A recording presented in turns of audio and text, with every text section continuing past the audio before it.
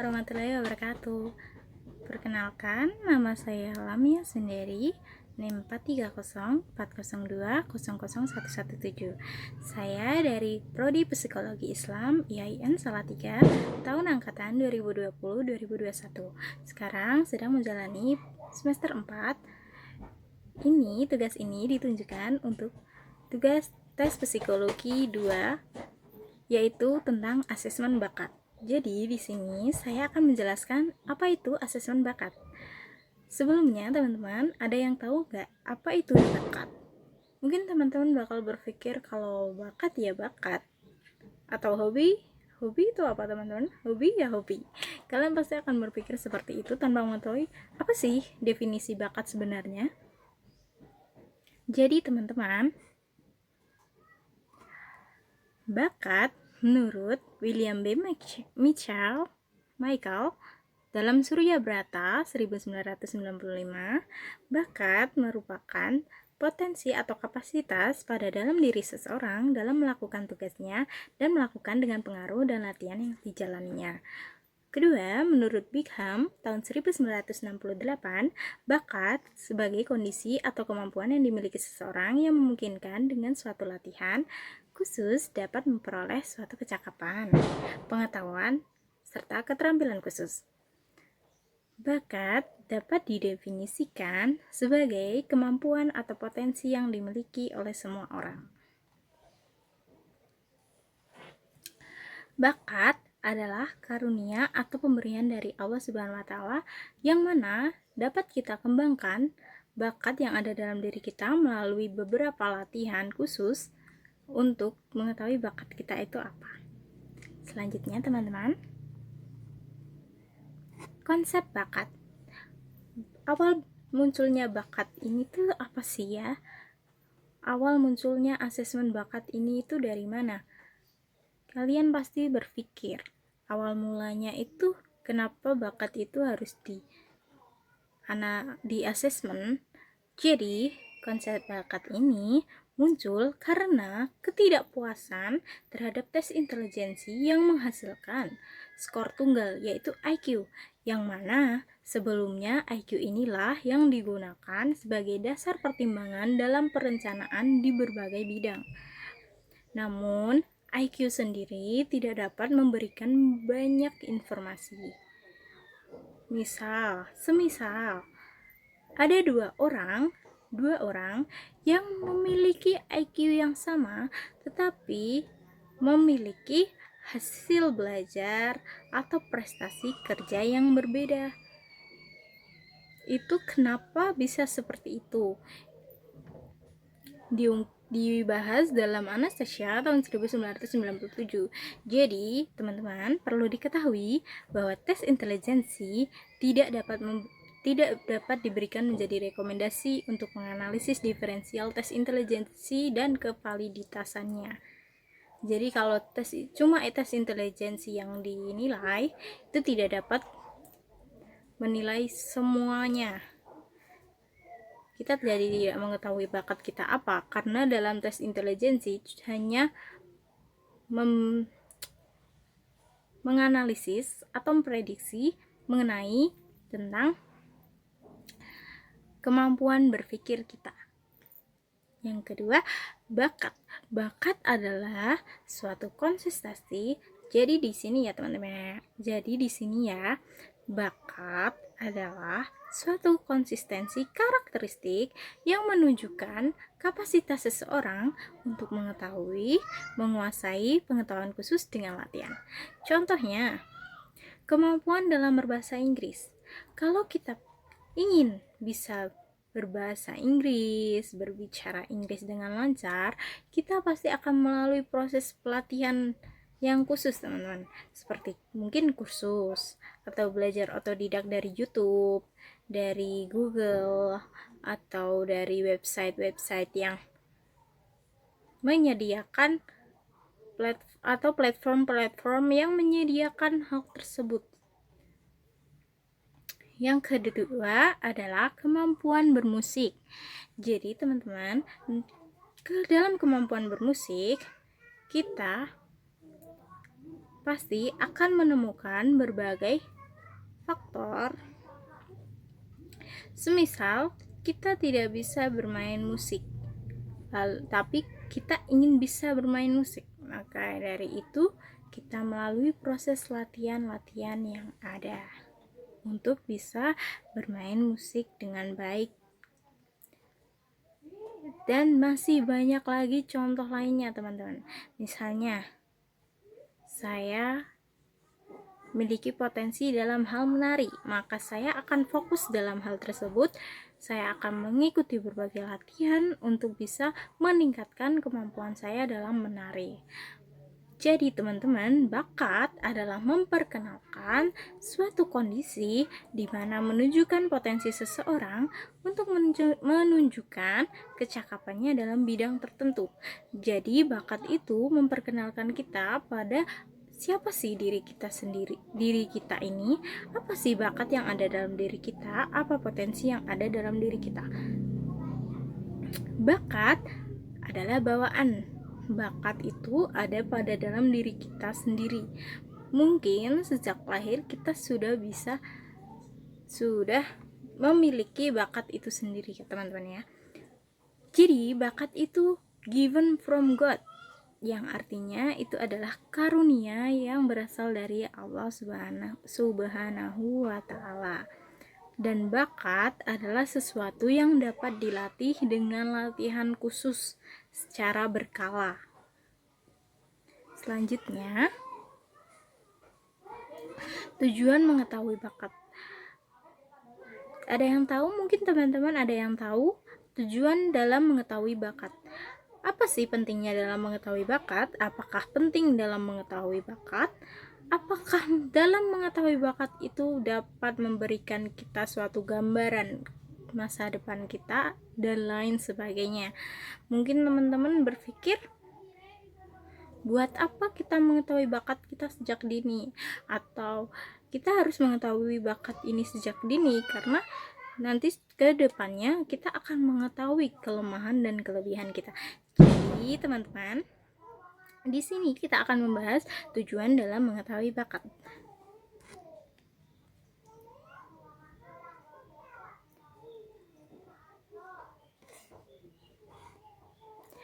Tujuan dalam mengetahui bakat itu ada dua, teman-teman. Tujuan dalam mengasesmen bakat atau mengetahui bakat itu ada dua. Yang pertama dapat dijadikan diagnosis, yang kedua dapat dijadikan prediksi. Jadi yang pertama, kita bahas dulu yang pertama. Yang pertama adalah melakukan diagnosis. Dalam melakukan diagnosis, dengan mengetahui bakat seseorang, maka akan dapat dipahami potensi yang ada pada dalam diri seseorang. Dengan demikian, dapat membantu untuk menganalisis permasalahan yang dihadapi testi secara cermat. Sehingga, seorang psikolog dapat memberikan penanganan yang tepat untuk kliennya. Jadi ketika seorang psikolog tahu bakat yang ada pada anak tersebut atau suatu individu tersebut, maka seorang psikolog dapat memberikan penanganan yang tepat pada klien tersebut. Yang kedua, sebagai prediksi. Sebagai prediksi yaitu dapat memprediksi kemungkinan, keberhasilan dan kegagalan dalam suatu bidang tertentu. Dengan kita mengetahui bakat yang ada dalam diri kita, kita akan mengetahui kelebihan dan kelemahan pada dalam diri kita sendiri, sehingga dalam menyelesaikan suatu masalah, kita akan mengetahui keberhasilan dalam bidang tersebut, keberhasilan dan kegagalan dalam kita melakukan suatu bidang tersebut.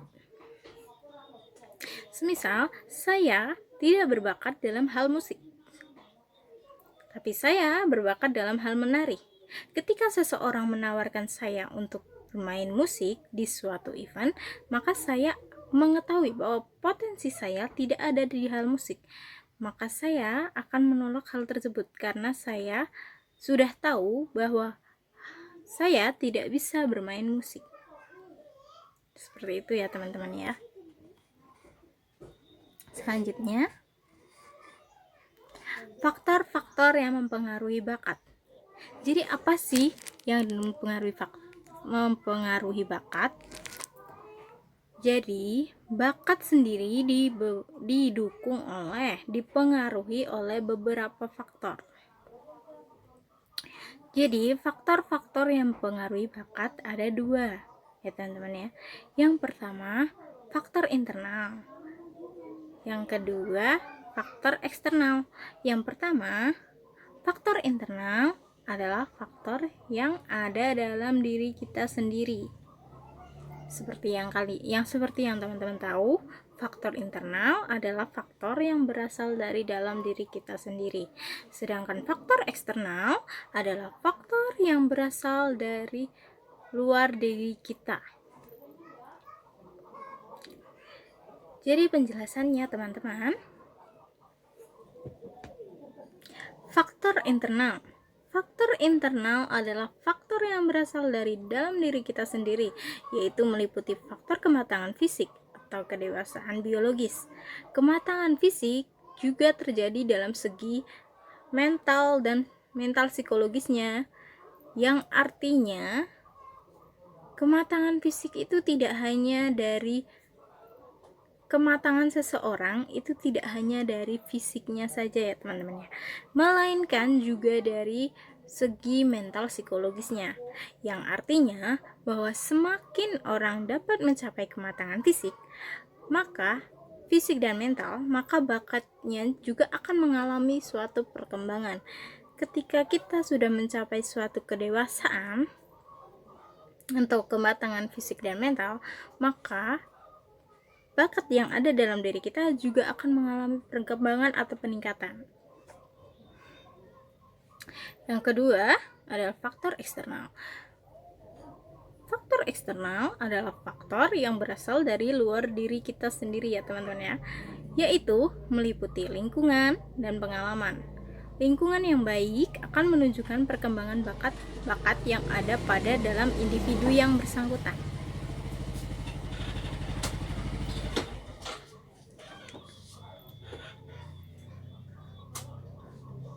Jadi, faktor lingkungan yang baik dapat menunjukkan perkembangan bakat yang ada dalam diri kita.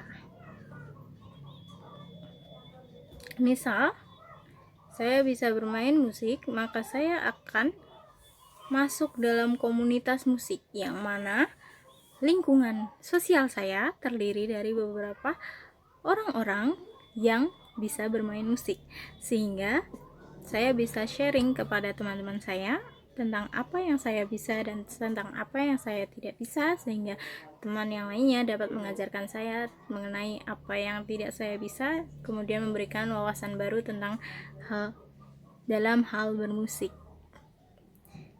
Yang kedua, pengalaman. Kenapa pengalaman menjadi faktor yang mempengaruhi bakat? Jadi teman-teman, semakin banyak kalian mengeksplor diri, semakin kalian akan memahami kelemahan dan kelebihan atau potensi yang ada dalam diri kalian. Jadi ketika kalian sudah melewati berbagai pengalaman-pengalaman, kalian akan semakin paham, semakin kalian bisa mengembangkan bakat yang ada dalam diri kalian. Seperti itu. Selanjutnya,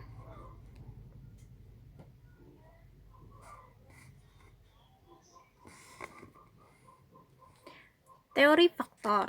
Apa sih teori faktor? Teman-teman ada yang tahu? Mungkin teori faktor?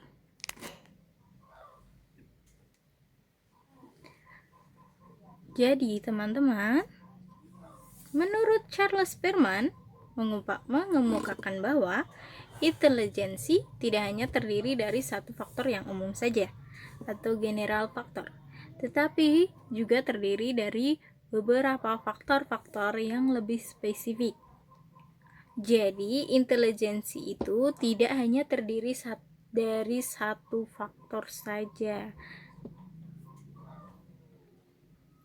melainkan terdiri dari beberapa faktor, seperti misal bakat atau minat, atau dan lain sebagainya. Jadi, teori ini disebut dengan teori faktor teori intelijensi. Alat tes yang dikembangkan menurut teori faktor ini adalah ada 1. WAIS atau Wechsler Adult Intelligence Scale. Tes ini digunakan untuk individu dewasa. Dan ada WISC atau Wechsler Intelligence Scale for Children. Alat tes ini digunakan untuk anak-anak. Di samping kedua alat tes tersebut, banyak juga dikembangkan alat tes dengan tujuan yang lebih spesifik, sesuai dengan tujuan dan kultur di mana tes tersebut dibuat. Semoga mudah dipahami ya teman-teman. Selanjutnya,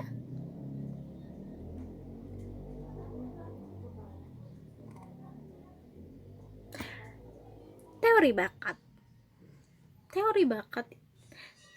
Teori bakat tuh apa sih? Berarti definisi bakat. Cuma bakat itu apa gitu ya teman-teman ya. Seperti yang kita tadi ketahui di awal, bahwa bakat merupakan suatu konsep untuk mengetahui yang ada pada dalam diri kita. Bakat adalah potensi yang ada dalam diri kita yang dapat kita ketahui setelah melakukan beberapa pelatihan khusus. Dan bakat sendiri merupakan datangnya dari Allah Subhanahu wa taala. Jadi, teori bakat di sini adalah intelijensi merupakan suatu konsep mengenai kemampuan individu dalam menyesuaikan diri dengan lingkungannya. Dalam kemampuan umum ini terdapat kemampuan-kemampuan yang amat spesifik yang memungkinkan seseorang individu mencapai suatu pengetahuan, kecakapan, serta keterampilan tertentu setelah melalui suatu latihan atau suatu kegiatan khusus. Inilah yang disebut dengan teori bakat atau disebut dengan bakat atau aptitude. Selanjutnya teman-teman,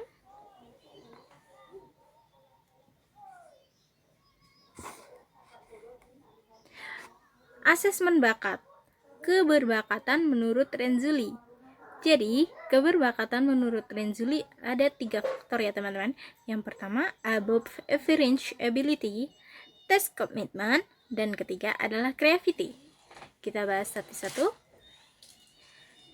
Jadi, above average ability. Apa itu above average ability? Mungkin teman-teman berpikir above itu atas, average itu apa ya, ability itu apa. Jadi, above average ability adalah kecerdasan di atas rata-rata. Kemampuan ini mencakup berbagai bidang kemampuan, di antaranya penalaran verbal, cepat menangkap informasi, spesial gagasan yang orisinil.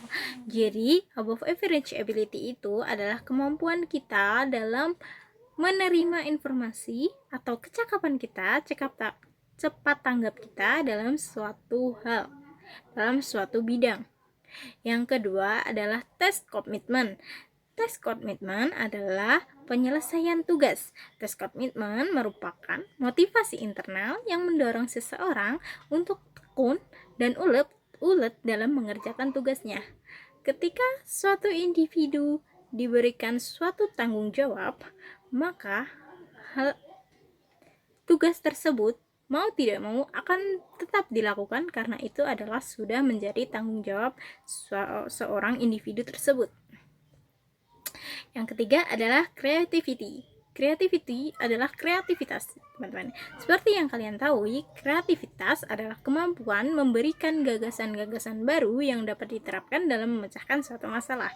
Jadi, kreativitas ini adalah kemampuan kalian, kemampuan kita semua dalam memberikan ide-ide baru atau mengupgrade diri kita menjadi lebih baik lagi. Selanjutnya, teman-teman,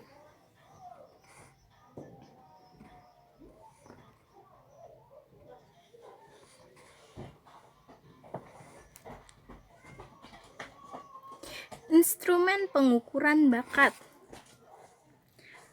Instrumen pengukuran bakat. Jadi instrumen dalam pengukuran bakat itu ada dua, yaitu bakat kognitif dan bakat non-kognitif. Apa sih bakat kognitif ini? Yang termasuk dalam bakat kognitif adalah yang pertama, pemahaman verbal. Yang kedua, kelancaran verbal. Yang ketiga, pemahaman konsep angka. Yang keempat, pemahaman pandang ruang. Kelima, ingatan asosiasi. Yang keenam, kecepatan persepsi. Yang ketujuh, induksi atau penalaran umum. Jadi teman-teman, secara umum, bakat kognitif adalah bakat kemampuan berpikir kita. Jadi, dalam tes ini terdapat dua kelompok. Yang pertama adalah kelompok battery test dan yang kedua adalah kelompok single test. Jadi, apa sih bedanya kelompok battery test dan kelompok single test? Jadi, dalam kelompok battery test adalah rangkaian macam-macam tes yang dapat dilakukan secara terpisah. Tesnya dapat dilakukan secara terpisah. Contoh dari tes ini ada DAT, GATB, dan FACT. Yang kedua, kelompok single test. Tes bakat ini yang terdiri dari satu jenis tes untuk mengungkapkan kemampuan khusus seorang individu. Dan tes ini juga dapat dilakukan secara terpisah. Contohnya adalah ada ADKUDAK, ada tes E, ada TKF, dan TKV. Selanjutnya teman-teman, bakat non-kognitif. Bakat non-kognitif adalah bakat yang ada pada dalam diri kita di luar dari kemampuan berpikir kita, jadi sudah alamiah. Aspek-aspek kepribadian. Jadi yang pertama, aspek-aspek yang dinilai adalah aspek-aspek kepribadian. Jadi kalau kognitif itu cara berpikirnya, kalau non-kognitif itu adalah kepribadiannya, alamiahnya dari dalam diri seseorang tersebut. Yang pertama yang dinilai adalah yang pertama, kemampuan manajerial. Yang kedua, leadership. Yang ketiga, sikap kerja. Yang keempat, dan lain sebagainya. Alat tes yang digunakan dalam menilai atau memprediksi, menganalisis bakat non-kognitif ini adalah ada yang satu, MSTT, yang kedua Papikostik, yang ketiga Gallup, Internasional, dan lain sebagainya.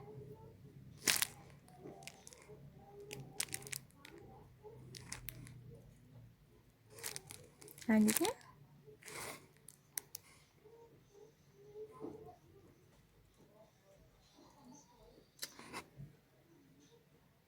ini adalah daftar pustaka atau sumber-sumber yang saya gunakan dalam mencari materi pada dalam PPT ini. Jadi teman-teman, saya akan memberikan teman-teman tips untuk mengetahui bakat kalian sendiri sebelum melakukan asesmen bakat. Mungkin asesmen bakat ini bisa jadi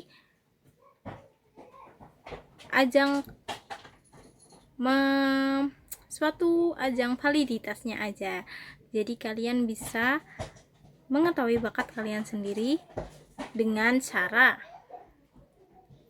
yang pertama, temukan hal yang kalian suka. Jadi kalian harus menemukan apa hal yang kalian suka. Bisa dari hobi, bisa dari kegiatan sehari-hari yang sering kalian lakukan secara berulang. Ketika kalian sudah menyukai suatu hal tersebut, bisa jadi hal tersebut dapat dikembangkan menjadi lebih baik lagi, dan itu bisa menjadi potensi atau bakat dalam diri kalian ini.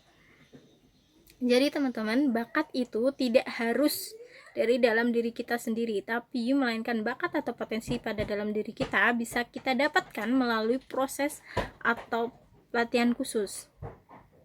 Ada seseorang yang sudah bakat dari dulu, sudah berbakat dalam hal bermusik, dan kita yang tidak bakat dalam hal bermusik bisa mahir dalam bermain musik ketika kita melakukan pelatihan-pelatihan khusus, karena kita menyukai musik sehingga kita terdorong untuk bisa melakukan latihan itu dengan baik sehingga kita bisa mahir dalam bermusik. Itu adalah contohnya ya teman-teman ya. Yang kedua, cari hal yang bisa dikerjakan. Kalian mencari-cari apa yang bisa kalian kerjakan, apa yang bisa kalian tekuni. Yang ketiga, tanyakan nilai pada orang lain. Jadi kalian tanyakan nilai pada orang lain, apakah yang kalian lakukan ini sudah maksimal atau tidak menurut orang lain. Apakah menurut orang lain hal tersebut atau bidang tersebut atau kegiatan tersebut cocok dengan diri kalian sendiri.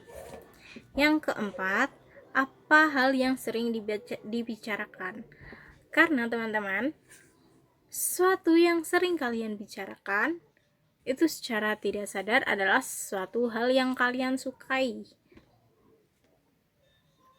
Jadi, hal yang sering kalian bicarakan adalah hal yang kalian senangi. Dan ketika hal tersebut kalian senangi, maka bisa jadi kegiatan atau hal tersebut atau bidang tersebut merupakan suatu potensi yang ada pada dalam diri kalian. Jadi kalian harus lebih peka pada diri kalian sendiri ya teman-teman ya. Yang kelima, amati hobi. Amati hobi kalian. Mungkin kalian bisa mengeksplor diri kalian. Kalian bisa melakukan berbagai macam hobi. Jadi apa sih hobi yang cocok sama saya? Apa hobi yang senang saya lakukan? Apa hobi yang menurut saya menyenangkan saya lakukan? Dan saya senang melakukan hal tersebut. Yang keenam adalah cari pengalaman. Kalian banyak mengeksplor diri dalam untuk mencari bakat kalian. Misal saya sering melakukan kegiatan menari, kegiatan bermusik, kegiatan kursus bahasa Inggris atau dan lain sebagainya, sehingga dimana dalam hal tersebut kalian mendapatkan pengalaman yang mana dapat menganalisis atau memprediksi diri kalian sendiri, apa sih kelebihan dan kelemahan dalam diri kalian. Yang ketujuh, ikuti tes bakat.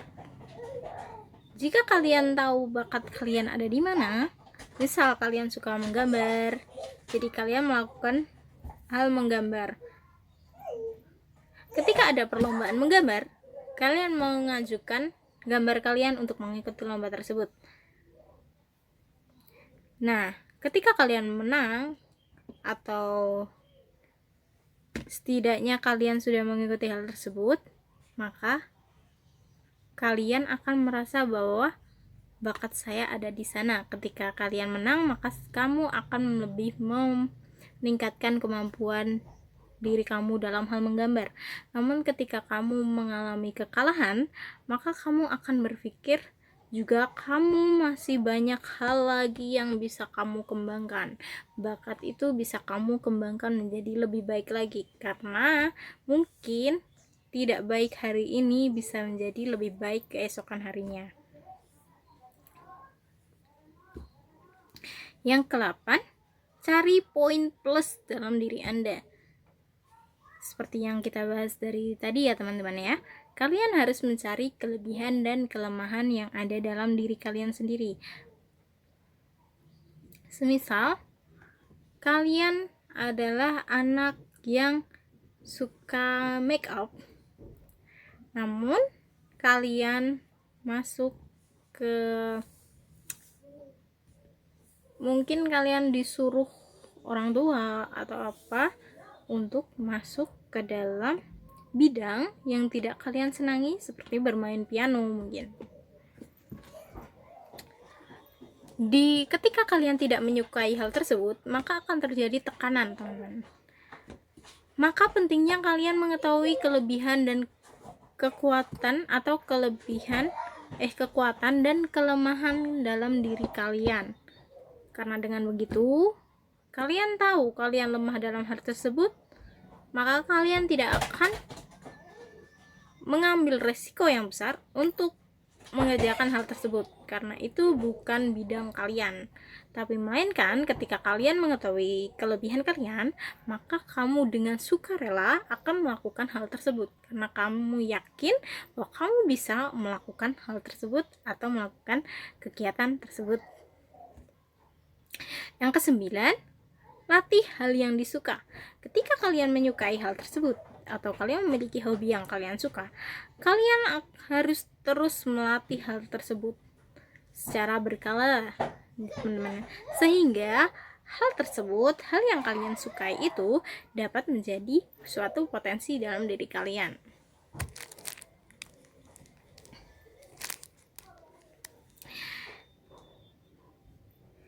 Yang ke-10, ketahui hal yang kalian benci. Yang ke-11, dengarkan kritik orang lain. Ketika orang lain berkata bahwa kamu kurang maksimal di bidang ini atau kamu kurang baik di bidang ini, maka kamu akan mencari hal baru atau hal lain yang membuat kalian optimal atau maksimal di sana. Yang ke-12, bandingkan dengan orang lain. Kalau dibandingkan dengan orang lain itu tidak enak rasanya, namun kalau membandingkan diri dengan orang lain itu bisa jadi menjadi motivasi pada dalam diri kita, teman-teman ya. Ketika orang lain lebih baik dari kita, maka kita akan berusaha untuk menjadi lebih baik lagi. Itu akan menjadi motivasi kita atau pendorong kita untuk meningkatkan bakat kita. Yang ke-13, lihat kemampuan orang lain. Kalian melihat kemampuan orang lain sehingga kalian merasa bahwa diri kalian bisa jauh lebih baik dari hal tersebut. Yang ke-14, sering lakukan hal baru. Jadi kalian explore diri kalian tidak hanya dalam satu bidang, tapi bisa dalam bidang yang lain sehingga kalian dapat mengetahui bakat dan minat kalian. Yang ke-15, jangan pernah menyerah. Jadi buat teman-teman, jangan pernah menyerah dalam mengeksplor diri kalian, karena bisa jadi bakat kalian masih lebih banyak lagi, cuma kalian belum mengetahui bakat yang ada dalam diri kita. Jadi teman-teman, cukup sekian materi yang saya sampaikan.